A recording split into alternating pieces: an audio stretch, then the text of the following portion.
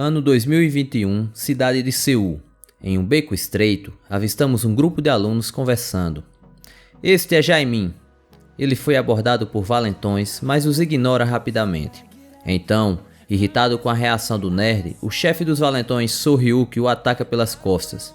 Porém, quebrando todos os clichês, nosso já querido nerd Jaimin defende-se com uma bordoada que até deforma o rosto do valentão. Isso aqui é difícil de se ver, um nerdola encarando de cima para baixo um valentão. O nerd está irritado e pede para não ser mais incomodado por eles. Mas o valentão está sorrindo e diz que ele está fudido. Com isto, Jaimin é acertado pelas costas por um dos capachos do valentão, que ri da cara do nerd enquanto ele sangra devido à pancada na cabeça. Com isto, o saco de pancadas de Jaimin, achando que é gente, tira a onda do nerd e manda-o começar a entender o seu lugar na escola. Jaimin, mesmo machucado, manda-os se fuder. Assim, o valentão se irrita e manda seus capachos darem uma lição no Jaimin. No 3 contra 1 é fácil, né? Mas quando ele tentou num x1 contra o nosso nerd, ele só tomou um e caiu. De repente, o valentão começa a ver luzes roxas em volta. Ele não entende o que está acontecendo. Então, ele percebe que aquilo está por todo canto, quando uma luz roxa surge do solo e ofusca sua visão. Nenhum dos figurantes entende o que aconteceu, nem mesmo So-Ryuk. Eles deixam isso para lá e continuam pisando no Jaimin. Porém, alguém aparece do lado de So-Ryuk e fala que mesmo após 20 anos, nada mudou. O valentão leva um susto dessa pessoa, que fala sobre os uniformes não terem mudado.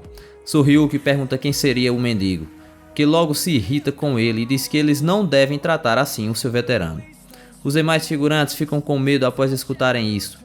O mendigo já ia deixando isso tudo para lá, mas alguém não está feliz com isso. So-Ryuk confronta o mendigo e o manda cuidar de sua vida, o chamando de vagabundo de merda dessa vez. O mendigo, claramente irritado, pergunta se todos os jovens de hoje são mal educados assim.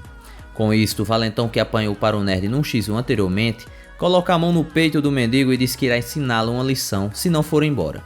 O mendigo segura seu braço e diz que irá quebrá-lo se continuar sendo um babaca. Mas ele se solta e já vai para cima do mendigo com um soco, que permanece imóvel enquanto o ataque vai em sua direção. Porém, rapidamente desvia, sumindo do campo de visão do valentão. Assim, o mendigo aparece atrás dele e fala que o ensinará na base da pancada. Com isto, ele levanta a mão para o alto e começa a estalar os dedos, enquanto recita algum tipo de encanto. Porém, nada acontece, o que faz o parecer idiota. Ele continua a tentar enquanto os outros não entendem nada. Aí ele fala abertamente que seu feitiço não funcionou, o que deixa o valentão irritado por ter um pirado ali. O mendigo continua estalando os dedos enquanto os figurantes estão rindo da cara dele. Mas após um tempo ele desiste e diz que não tem escolha. Então, aproxima sua mão da cabeça do valentão e desfere um peteleco que explode o ar em volta e joga So-Ryuk para longe, deixando todos perplexos, pois ele foi nocauteado. Assim, enquanto literalmente saía fumaça do dedo do mendigo, ele pergunta quem será o próximo. Um tempo depois, todos aparecem caídos no chão. O mendigo os quebrou na porrada. Jaimin está surpreso, pois aquele cara derrotou os 4 com um único dedo. Enquanto o mendigo está feliz por ter dado uma lição nos otários, Jaimin se pergunta quem é esse maluco. Porém, ele vai até o mendigo e o agradece por tê-lo salvo. O mendigo fala que não foi nada e fica curioso com algo.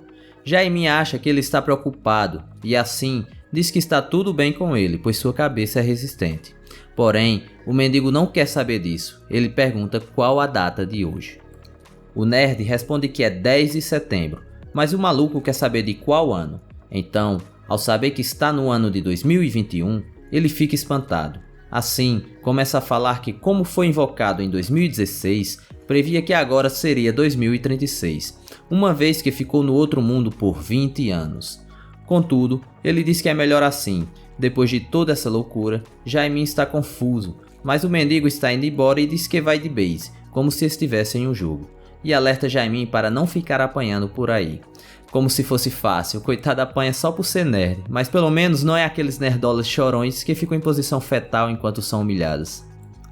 Novamente, o idiota começa a estalar os dedos do nada.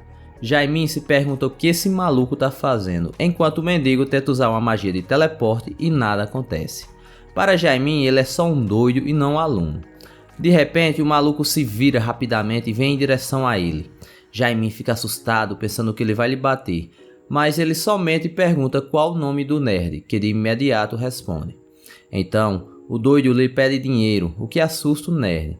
Do nada ele diz que retornou cedo demais e por isso não consegue materializar nenhuma magia. Jaimin só acha ele mais doido ainda. Então, o mendigo continua a falar loucuras e que estava em um mundo diferente e que foi teleportado para a Terra por motivos pessoais. Mas parece que houve um problema no sistema e ele não chegou no local certo, pois normalmente ele teria caído direto na frente da sua casa. Jaimin, sem querer ouvir mais nada, só pergunta de quanto ele precisa. Ele responde que de 2.000 ienes, mas Jaimin lhe dá 5.000. Após isso, a história começa a acompanhar esse cara, que provavelmente é o protagonista. Ele anda pelas ruas de Seul, enquanto fala sozinho dizendo que Jaimin é um cara gentil e que irá lhe pagar assim que der, pois até pegou o número do celular dele para isso. De repente, ele olha para o lado e consegue ver seu reflexo na janela, e nota que não envelheceu muito, pois na Terra passaram-se apenas 5 anos desde a sua ida para o outro mundo.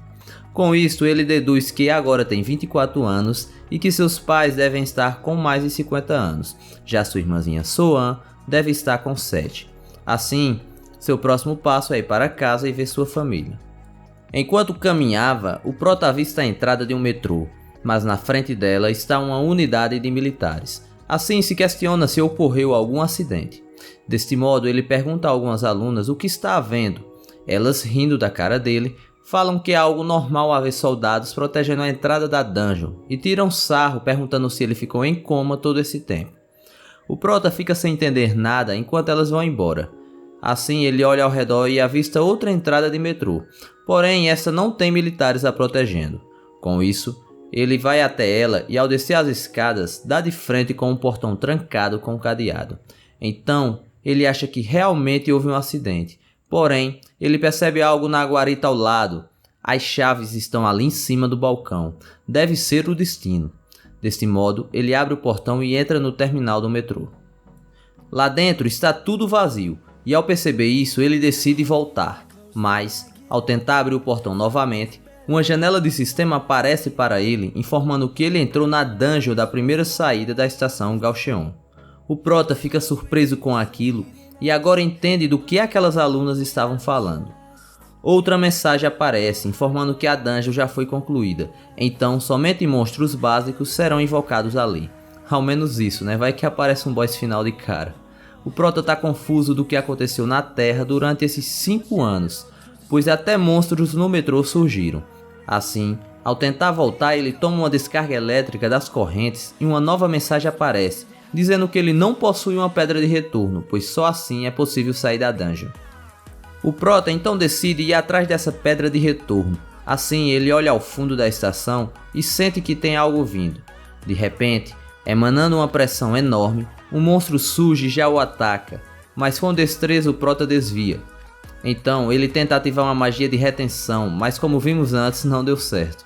Deste modo, o monstro está prestes a fazer um carinho na mão do prota, que desvia novamente com facilidade. Ao que parece, esse é mais um prota apelão, hein? O prota reconhece aquele monstro. É um Drabbit. Ele é um monstro que devia estar em Alphen, diz o prota. O monstro não espera e já o ataca novamente. O prota avista um pé de cabra e o pega enquanto desvia do monstro. Então, cara a cara com o Drabbit, mas dessa vez armado, o prota o derrota facilmente com um sorriso de psicopata enquanto atravessa o pé de cabra na cabeça do monstro. Ao que parece, ele tem muita experiência de combate. Mas, como nada pode ser tão fácil, mais monstros aparecem. São pelo menos 4 Drabbits que são rapidamente eliminados pelo prota. O prota afirma que enquanto forem somente esses tipos de monstros, está tudo bem para ele. Porém, caso apareça um monstro mais forte, isso pode se tornar perigoso. De repente, a janela de sistema surge, avisando que seu nível subiu, o que o deixa confuso, pois ao ver sua janela de status, ele descobre que se tornou um iniciante de nível 0. Ele não fica tão abalado, pois pelo menos ainda pode upar de nível, já que agora está no nível 1. Com isto, também nos é revelado o nome desse vagabundo, que é Kang Eugene, que eu irei chamar apenas Eugene para facilitar. Desse modo, o prota decide continuar a matar monstros em Seul e assim subir de nível para poder retornar ao seu poder total. Com isto, olha seus status e percebe que sua classe não mudou, ele ainda é um necromante. Porém, houve algumas mudanças. Em troca de reduzir seu nível do 99 para o 1, foram criados pontos de habilidades e status que podem ser distribuídos da forma que ele quiser. Além disso, o prota ainda descobre que agora possui outras habilidades, como a caixa de habilidade de invocação e a loja de conquistas, mas ainda não sabe como usá-las. Assim, ao ler a descrição, ele entende que pode combinar materiais para criar um objeto novo. Porém, nesse momento ele descobre que seu inventário também foi zerado, assim não tendo mais nenhum item.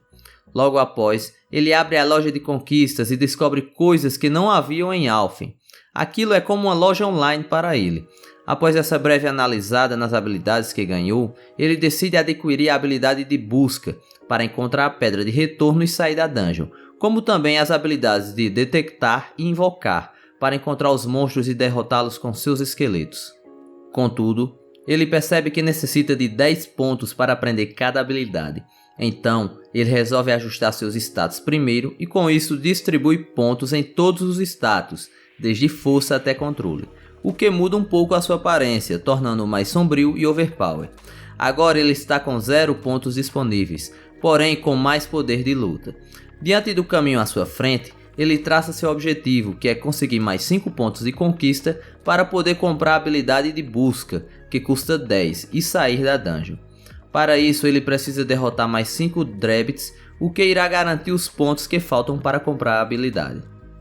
Com isto, ele segue em direção aos monstros e fica animado por eles estarem vindo correndo de encontro com a morte. Após derrotar uma horda de Drebbits, o prota alcança o nível 3, e assim ele tem pontos o suficiente para comprar as skills de buscar e detectar. Sem perder tempo, ele já ativa o buscar, porém não encontra nada, mas percebe que há outros lugares na estação que ainda não explorou, como este andar de baixo que parece ser bem acolhedor ao público. O prota decide ir até lá, mas sabe que terá problemas se enfrentar a todos. Então ele compra um livro de habilidade na loja de conquistas. E claro que essa habilidade é a de invocar soldado esqueleto, que necessita do sacrifício do corpo de um monstro. Assim, ele distribui mais 10 pontos entre mana e controle. Então, estende a mão na direção dos cadáveres dos monstros e profere aquela famosa palavra mágica: ergam-se, enquanto sombras roxas surgem dos corpos e formam 3 soldados esqueletos. Assim, para tirar a poeira de tanto tempo sem usá-los, o prota dá a ordem de avançar. Porém, foi mesmo que jogar ossos para cachorros, pois os esqueletos ainda são fracos para enfrentar Drebbits. Então, o prota os usa para ao menos bloquearem o primeiro ataque dos Drebbits, enquanto ele ataca os monstros que estão ocupados com os esqueletos.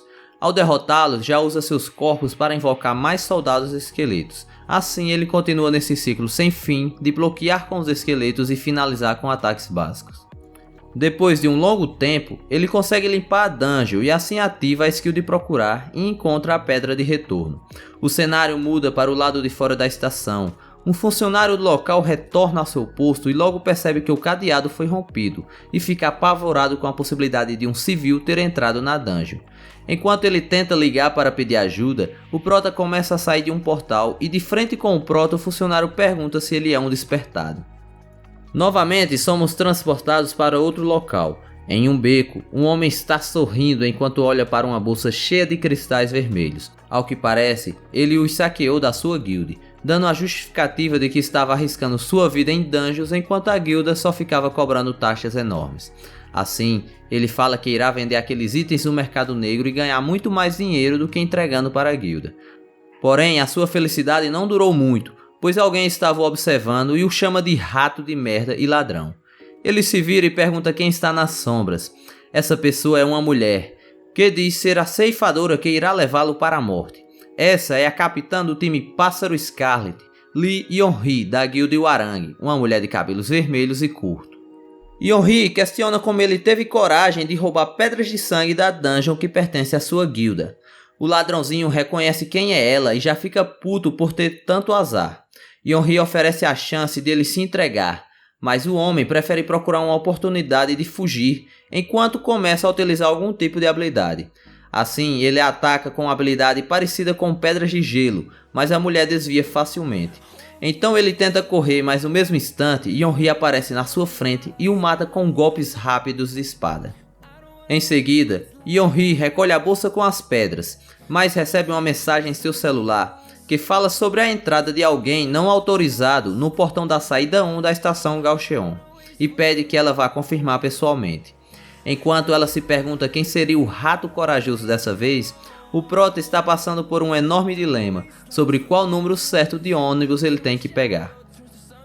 Algum tempo depois, o prota desce em um ponto de ônibus. Após ver masmorras e monstros surgindo na cidade de Seul, ele sabe que aquele mundo não é mais o mesmo que ele conhecia e se pergunta o que aconteceu nos últimos 5 anos que ele esteve fora. Então, no momento em que ele está preocupado com o destino de sua família, ele chega no endereço onde era sua antiga casa, mas no lugar dela, hoje existe um enorme edifício. Assim ele se pergunta se sua família se mudou para outro lugar. Já é tarde da noite e o prota está sem lugar para dormir e com fome. Então, primeiro ele resolve o problema da comida e depois começa a se preocupar sobre onde irá passar a noite. Ele pensa em acampar no metrô, porém lembra que lá deve estar cheio de monstros. Do nada, do lado de fora do restaurante, Jaemin aparece com fome também. Ele terá que comer miojo, pois alguém levou seu dinheiro. Mas ao entrar no restaurante, ele dá de cara com o prota, que fica alegre em vê-lo, enquanto Jaemin está se borrando de medo. O prota já vem próximo de Jaemin e diz que estava prestes a ligar para ele. Jaemin pergunta o que o prota quer dessa vez. Então ele pergunta se os pais dele estão em casa e Jaemin pergunta o porquê ele quer saber disso. O prota diz que precisa dizer algo a eles, enrolando para passar a noite na casa de Jaemin. Mas o pequeno nerd responde que seus pais morreram. O prota quase fala que coisa boa, mas disfarça. O prota é um cuzão mesmo, viu? Então o prota pede para ir à sua casa, o que deixa Jaemin perplexo.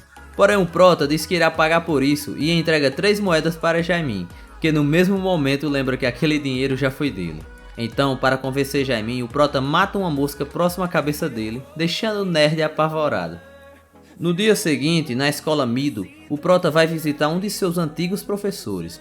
O professor lhe pergunta por onde ele esteve todo esse tempo e como sobreviveu, e que todo mundo pensava que ele tinha morrido. O prota responde que tecnicamente morreu e voltou à vida. Então, ele pede para dar uma olhada no registro de alunos, pois precisa encontrar algo. Enquanto isso, em uma das salas de aulas, Jaemin, nosso nerd diferente, está conversando com uma garota, o que já é surpreendente. Porém, ao fundo, o valentão So-ryuk o observa. Assim segue em sua direção e fala que ele teve sorte no dia anterior, por um maluco tê-lo salvo. Então, ele diz a Jaemin que quer terminar o que começaram ontem. Jaemin, frio e calculista, diz que entendeu e fala para ele não fazer escândalo. Isso deixa o valentão irritado porque Jaemin está sendo arrogante com ele. Enquanto isso, Jaemin já está cercado por todo o grupo de So-ryuk. Um valentão que só anda em bando, pois sabe que sozinho não aguenta o nerd. Em seguida, So-ryuk começa a agredir Jaemin, mas de repente alguém chega mandando-os pararem. Essa pessoa é o prota malucão que já chega colocando o valentão para tremer. Assim, o prota manda-os seguirem até o terraço. Lá em cima, vários alunos estão assistindo à luta, na qual So-ryuk tenta acertar golpes, mas o prota desvia de todos. O prota diz que existe esse tipo de pessoas em todos os lugares, até em Alphen, que ficam cegos por influência e poder. O prota relembra de pessoas de Alphen, enquanto os compara com as atitudes de Ryuk. Um deles era Cassis, da União de Alphen, um necromante de massacre, um ceifador de almas imoral. Ele tentou de várias formas tomar o território do prota, até instigando a união contra ele. O valentão tá todo irritado xingando o prota, que permanece com aquele sorriso de deboche. Assim, Ryuk, que não faz nada sozinho, chama sua turma para atacarem todos juntos. O prota diz que a única forma de lidar com esse tipo de pessoa, enquanto as lembranças do seu mundo anterior se misturam com o agora, é revidar com uma força esmagadora e 10 vezes pior ao que te fizeram. Assim é mostrado Cassis e todos do campo de batalha derrotados, enquanto o prota espanca os valentões da escola como se não fossem nada. Como sempre, Ryuk estava só olhando enquanto seus capachos apanhavam do prota, mas ele não escaparia ileso. O prota diz para ele vir receber o seu presente também. Então, mesmo relutante, ele corre para cima do prota, que de imediato o derrota, chamando-o de escandaloso. Em seguida, olhando para o portão da entrada, o Prota avista uma mulher entrando às pressas. É a sua mãe. Sua mãe, quando soube do seu retorno, correu imediatamente para a escola. O Prota tinha ido ali para pedir ajuda ao professor e conseguia entrar em contato com sua mãe, pois ele não sabia para onde sua família tinha se mudado. Ainda na escola, eles tiveram seu momento de reencontro, chorando enquanto se abraçavam. Após isso, sua mãe lhe conta o que aconteceu depois do seu desaparecimento há 5 anos atrás. Dungeons eclodiram ao redor do mundo e todas as estações de metrô viraram masmorras ao mesmo tempo. Além de seu pai, que faleceu no meio de uma eclosão de dungeon quando estava indo trabalhar. Essa parte aqui me lembrou um pouco de Solo Leveling. O pai de Sun Ryu desapareceu em um incidente no qual ele ficou preso em uma das dungeons e depois retornou ao seu mundo original. Será que o pai de Ujin vai retornar fodão também? Peça a continuação da obra nos comentários se tá curioso para saber se isso irá acontecer. Continuando, a mãe do Prota teve que cuidar sozinha de sua irmã mais nova. Assim a situação financeira da família piorou e rapidamente chegaram ao fundo do poço. A Soan, irmã do Prota, ficou doente e junto a tudo o que aconteceu, a cada dia que se passava era mais doloroso. Após essa explicação, a mãe do Prota sai para ir buscar a irmã mais nova dele na creche. Enquanto isso, o Prota, olhando para ao redor do quarto, entendeu a realidade dificultosa que sua família estava enfrentando todo esse tempo. A mãe do Prota retorna e logo apresenta o seu irmão mais velho para Soan, que ainda está envergonhada ao vê-lo. O Prota sorri e tenta animá-la, mas não funciona muito bem. Após isso, ocorrem algumas cenas do cotidiano normal de uma família, e o Prota acha tudo aquilo muito bom. Tarde da noite, todos estão deitados em um espaço muito apertado. O Prota está acordado pensando em tudo o que aconteceu. Ele fala que 20 anos atrás foi invocado para Alphen, um lugar parecido com um jogo e que lá ele lutava ferozmente mais do que qualquer um. Tudo para sobreviver em meio a monstros cruéis e seres de Alphen, e assim ele se tornou um necromante de nível máximo. Porém, sem conseguir vislumbrar o final de sua jornada naquele lugar, ele conseguiu retornar à Terra após se encontrar com o administrador dimensional. Não lhe restou nenhum arrependimento, pois tudo isso foi para encontrar sua família novamente e viver em um mundo normal. Porém, ao retornar tudo tinha mudado. Esse não era mais aquele mundo que ele conhecia, e em decorrência disso, seu pai tinha falecido e sua família estava falida. Com isto, ele decide mudar sua situação da mesma forma que conseguiu em Alphen. Irá conseguir dinheiro e ajudar sua família. No dia seguinte, o Prota está sentado em um banco na rua enquanto mexe no celular. Ele lembra que o guarda da dungeon falou algo sobre despertado. Assim, ele resolve descobrir mais sobre isso e tentar ganhar dinheiro dessa forma. O Prota avisa para sua mãe que irá morar com um amigo. Pelas descrições já sei quem é, o coitado do Jaimin. Ele tem um chama para maluco. O Prota diz que se sente mal em fazer essas coisas com Jaimin, porém fala que irá recompensá-lo. Então ele pega um papel que tem um contato que Jaimin deu para ele e liga com o seu celular. Mas aquele número era da agência de contratação Doujin. O Prota fica surpreso e não entende nada. Então questiona se aquele número não é o do Jaimin, mas recebe a resposta que não. Ele então descobre que o nerd sem vergonha lhe passou o número errado. A cena muda para um prédio em Seul. Jaimin está andando no corredor em direção ao seu apartamento, enquanto pensa que não conseguiu agradecer ao Prota por ter lhe ajudado na escola, pois agora os valentões nem se atrevem a importuná-lo mais. Jaimin diz que o Prota parecia um psicopata, mas que não é um cara ruim. Então, ele entra em seu apartamento normalmente, mas bem à vontade lhe esperando está o Prota, falando que ele demorou muito. O nerd fica assustado e grita o nome do Prota, enquanto pergunta como ele entrou ali. O Prota responde que ouviu colocando a senha na porta. Jaimin o acusa de invasão, mas o Ujin responde que tentou ligar primeiro, porém ele lhe deu o número errado.